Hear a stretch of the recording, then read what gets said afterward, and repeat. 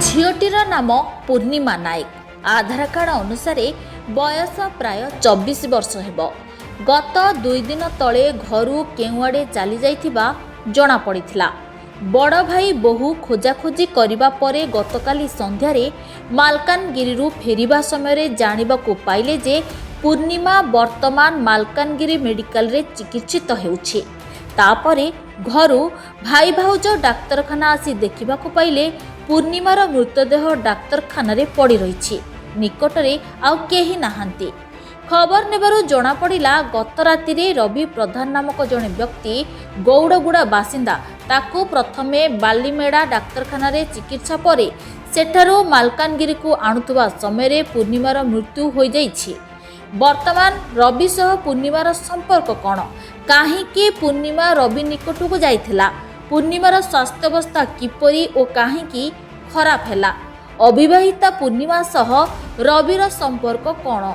ଏନେଇ ଅନେକ ପ୍ରଶ୍ନର ଉତ୍ତର ଶବ ବ୍ୟବଚ୍ଛେଦ ପରେ ରିପୋର୍ଟ ଆସିବା ପରେ ହିଁ ଜଣାପଡ଼ିବ ବୋଲି କହିଛି ପୋଲିସ।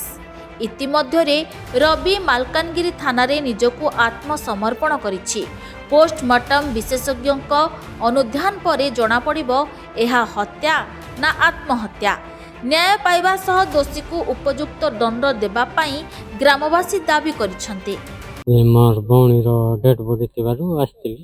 କାଲି ଦିନ 11ଟାରୁ ଘରକୁ ଗଲା, ସିଆଡ଼େ ଯାଇକରି ସେ ପିଲା ଫୋନ୍ କରିବା ଯୋଗୁରୁ ଗଲା ନା କେମିତି ଗଲା କି ସେ କହିବା ଯୋଗୁରୁ ସିଆଡ଼କୁ ଯାଇଛି।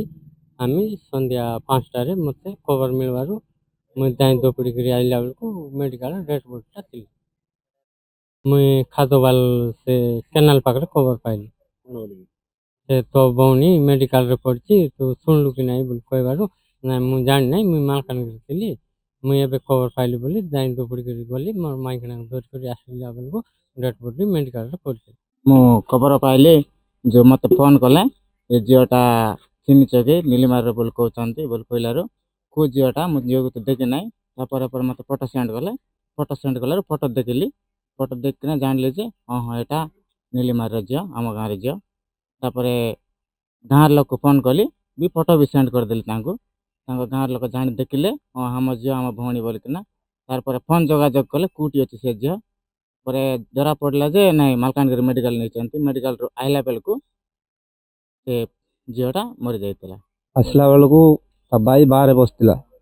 ସେ ଦୁଇ ଭାଇ ଆଣିକି ଡେଡ୍ ବଡ଼ିଟାକୁ ଜଏନ୍ କଲେ। ତେଣୁ ଆମେ ଆସିଲା ବେଳକୁ ତା ଭାଇ ଡେଡ୍ ବଡ଼ିରୁ ଡିଆଁ ମାରିକିରି ପଳାଇଲା। 12 ପଟକୁ ସେ ପଳାଇକି କୁଆଡ଼େ ଗଲା ପୁଅଟା ପଳାଇଲା। କିନ୍ତୁ ତାପରେ ଆମେ ଦେଖିଲୁ ସେ ଝିଅ ତ ଏଇଠି ମରିକିରି ଅଛି। ଆମ ପାଖରେ ଫଟୋ ବି ଅଛି। ସେ ଝିଅ ତ ଏଇଠି ମରିନି, ସେ ବାଲିମେଲା ଆଇନରେ ମରିଥିବ ସେ ମେଡ଼ିକାଲରେ। ଏଠି ସେ ଫଟୋ ବି ଅଛି।